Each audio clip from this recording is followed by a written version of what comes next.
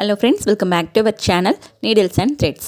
இன்னைக்கு நம்ம சேனல்ல பார்க்க போற வீடியோ என்னன்னா ஆரி பேசிக் ஸ்டிச்சஸ்ல Chotti stitch எப்படி போடுறதுன்னு தான் பார்க்க போறோம். ஸோ Chotti stitch போடுறதுக்கு ஃபர்ஸ்ட் ஒரு லைன் வந்து நான் ட்ரா பண்ணியிருக்கேன் ரேண்டமாக.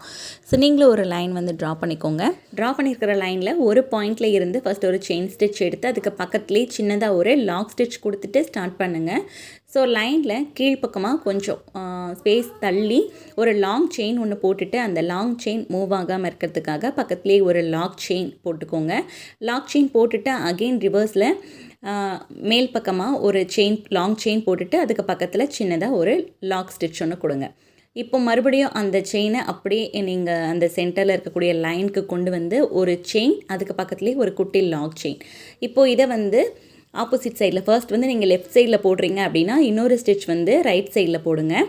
இன்னொரு ஸ்டிச் வந்து ரைட் சைடில் போட்டதுக்கப்புறமா அகெயின் அந்த ஸ்டிச்சை அப்படியே எடுத்துகிட்டு வந்து லைனோட சென்டரில் ஒரு லாங் செயின் அதுக்கப்புறமா ஒரு குட்டி லாக் செயின்.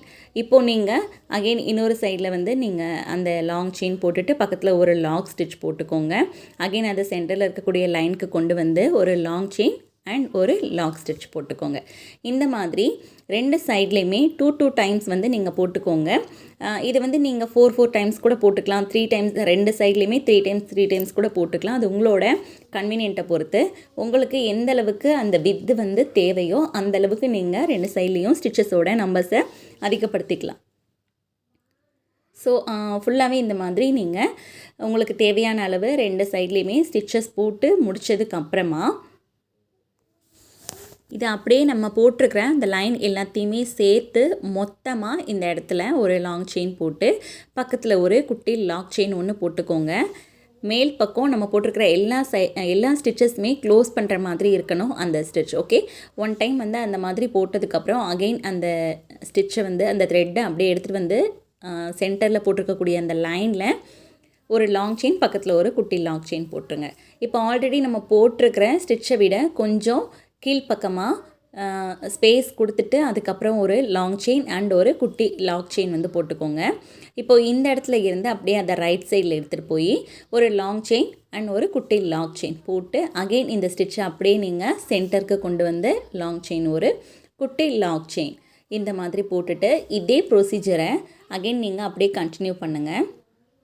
இன்னொரு வாட்டி சொல்கிறேன், கொஞ்சம் ஆல்ரெடி போட்டிருக்கிற ஸ்டிச்சை விட கொஞ்சம் கீழ்ப்பக்கமாக ஸ்பேஸ் கொடுத்து அதுக்கு பக்கத்தில் ஒரு லாங் செயின் அண்ட் ஒரு குட்டி லாக் செயின் போட்டுட்டு இதை அப்படியே மொத்தமாக எடுத்துகிட்டு போய் லெஃப்ட் சைடில் ஒரு லாங் செயின் அண்ட் ஒரு குட்டி லாக் செயின் போட்டு இப்போ அந்த த்ரெட்டை அப்படியே நீங்கள் சென்டரில் போட்டிருக்கக்கூடிய லைனுக்கு கொண்டு வந்து லாங் செயின் அண்ட் குட்டி லாக் செயின் போட்டு செக்யூர் பண்ணிடுங்க. சேம் இதே ப்ரொசீஜரை லைன் ஃபுல்லாகவே நீங்கள் கண்டினியூ பண்ணிவிட்டு வாங்க. இந்த சோட்டி ஸ்டிச் வந்து பார்க்குறதுக்கு ரொம்ப ரொம்ப ரொம்ப அழகாக இருக்கும் அண்ட் ஒரு ஃபில்லிங் கொடுத்த மாதிரி இருக்கும். ரொம்பவே நீட்டான ஒரு ஸ்டிச்சும் கூட. ஸோ இதை வந்து நம்ம ஸ்லீவ்ஸில் எல்லாம் பார்டராக யூஸ் பண்ணலாம். அட் த சேம் டைம் நம்மளோட நெக் பேட்டர்னில் நெக் லைன்லையும் யூஸ் பண்ணலாம்.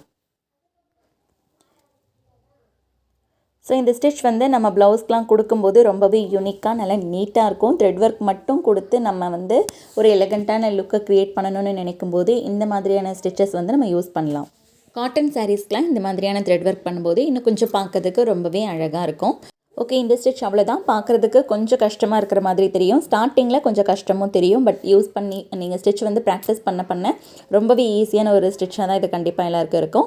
ஓகே, இந்த வீடியோ உங்களுக்கு யூஸ்ஃபுல்லாக இருந்திருந்தால் வீடியோவை லைக் பண்ணி ஷேர் பண்ணி சப்போர்ட் பண்ணுங்கள். அண்ட் இந்த மாதிரியான பேசிக் ஸ்டிச்சஸ் வீடியோஸ் நிறைய நீங்கள் பார்க்கணுன்னு நினச்சிங்கன்னா நம்ம சேனலை சப்ஸ்கிரைப் பண்ணி பக்கத்தில் இருக்க பெல் ஐக்கானை கிளிக் பண்ணி ஆல் என்ற பட்டனை ப்ரெஸ் பண்ணிக்கோங்க.